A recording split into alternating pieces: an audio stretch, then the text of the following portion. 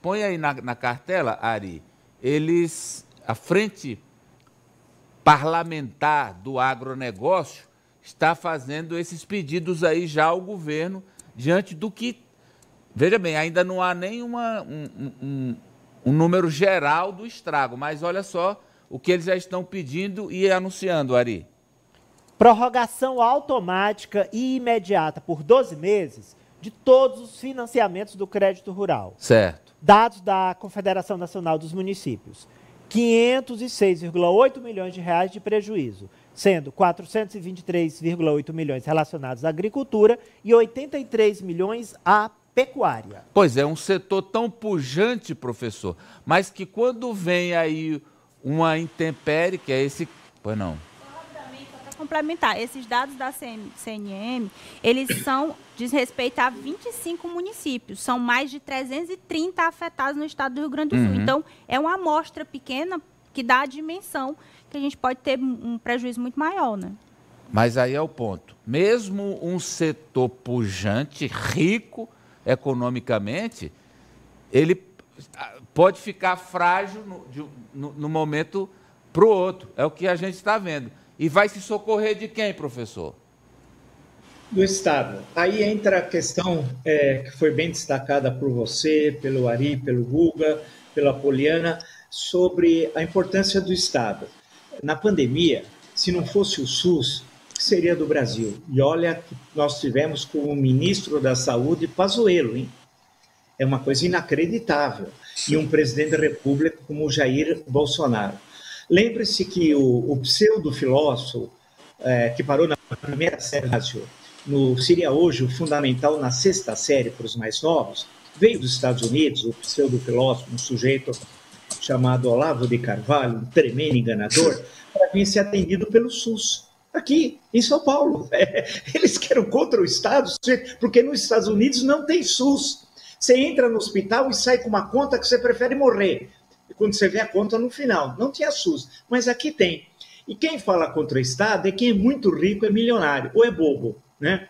Ou é uma coisa, ou é outra, de forma muito sumária, para não aprofundarmos em questões mais teóricas. Agora, essa questão do Rio Grande do Sul e dessa notícia, nós vamos, como eu disse anteriormente, conviver com esses fenômenos extremos. Como conviver e construir condições de resistir e diminuir os seus efeitos. Acho que esse é a grande tarefa que o Brasil tem. E o Congresso Nacional, em especial, os cientistas, as universidades que têm brilhantes pesquisadores, vale lembrar, a Embrapa, etc., toda a parte que foi destruída no governo Jair Bolsonaro. Foi destruído tudo isso no governo Jair Bolsonaro. Então, como reconstruir essa estrutura tão importante, científica, acadêmica e política, para nós podermos enfrentar esses fenômenos extremos? Vamos lembrar que muitos dos que estão hoje reclamando foram a favor do Código Florestal, né? E lembra quem foi o relator?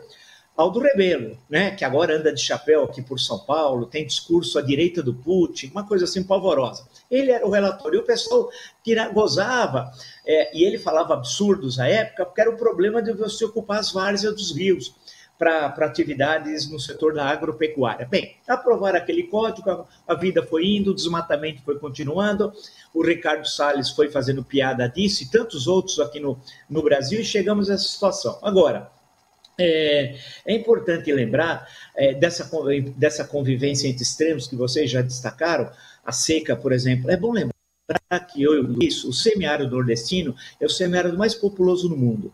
E hoje, uma parte considerável do semiárido não é mais árido, há um processo de desertificação em larga escala. Então, nós convivemos no sul com as chuvas extremas, no nordeste com áreas desérticas, que estão se aprofundando, que são produto, tudo isso, evidentemente, das mudanças climáticas, dos fenômenos extremos e da falta de políticas públicas em relação a isso.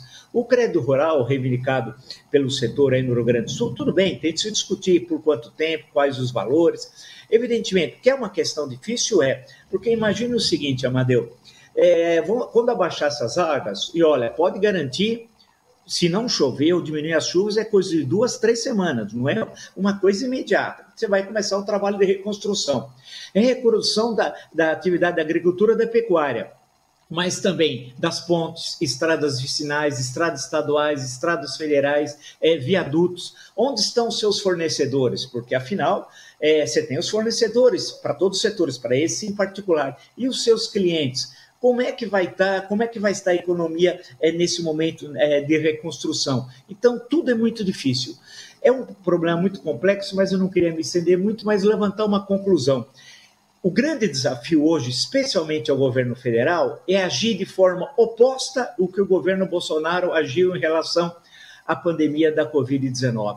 Quantos pequenos empreendedores, médio empreendedores perderam seus negócios com a Covid-19? Aqui em São Paulo foi um horror, aqui na minha região, né? Tudo foi destruído. Ninguém pensou em estender o pagamento de impostos, ter uma política creditícia, etc, etc. Não fizeram nada. A prefeitura, o Estado, ninguém fez nada. E o governo federal também. É um exemplo agora de falar, olha, vamos ver, porque é bom lembrar que tem as cidades. Essas cidades, essas imagens que nós estamos vendo, imagina tem alguém com um pequeno café, um restaurante, uma lanchonete, uma alfaiataria, um cabeleireiro, etc, etc. Todos esses, todo mundo foi afetado. Como é que fica? Como é que vai estar? E aí o governador tem razão quando disse um plano Marshall, que é a reconstrução da Europa depois da Segunda Guerra Mundial. Marshall era o secretário de Estado norte-americano. No caso nosso, é necessário, então, um projeto que atinja todos esses setores. O setor primário, que é a agropecuária, mas passa pelo setor industrial, que certamente também foi muito afetado, e o setor de serviços, né, do Rio Grande do Sul. E nós pensarmos na esfera, nós somos 27 unidades da federação, as outras 26, que políticas vão estabelecer para fenômenos extremos como esse, ou opostos, seca, ao invés das chuvas. Então, esse é um grande desafio. Não podemos deixar que os extremistas, que já estão, eu disse para vocês, recebi um monte de mensagens, isso que você falou, não precisamos de Estado para segurança. Não precisamos de Estado para segurança, é o que eles falam. Nós vamos nos defender, nós quem, cara pálida? Né? Então, agora é um grande desafio, nós temos de aproveitar essa oportunidade para acompanhar tudo isso que está acontecendo, exigir dos setores políticos, das universidades, dos institutos de ciência, seriedade e, outra vez, combater o extremismo. Ele é inimigo do Brasil, o extremismo. Então, inimigo das pessoas. É naquele sentido mais primário, mais verdadeiro também, é verdadeiro, são pessoas más. Então, nós vamos ter de enfrentar isso outra vez da nossa forma, com o convencimento, com a democracia, com a ciência. É a nossa tarefa, né? Vamos com a manchete da Raniele, tratando do presidente Lula, que hoje concedeu entrevistas e falou sobre recursos de forma imediata e bateu na questão das fake news. Ari, vai lá. Lula diz que dinheiro para o Rio Grande do Sul sai